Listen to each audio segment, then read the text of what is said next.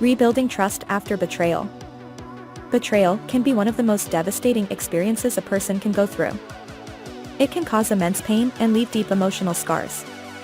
The person who was betrayed may feel a range of emotions, from shock, anger, and sadness to guilt and shame. It can be difficult to trust again, but it's possible to build trust after betrayal. The first step in healing from betrayal is to acknowledge the pain and allow yourself to feel it. This can be difficult, but it's important to process the emotions in order to move forward. It's also important to understand that the betrayal was not your fault.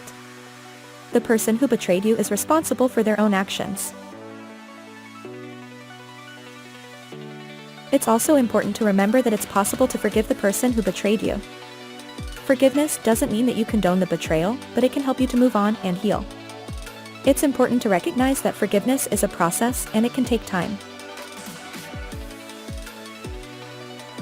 It's also important to practice self-care. This can involve taking time for yourself, engaging in activities that make you feel good, and seeking support from friends and family. Taking care of your physical and mental health can help you to heal and move forward. Finally, it's important to recognize that trust can be rebuilt. This can take time and effort, but it's possible. It's important to be patient and take small steps to rebuild trust.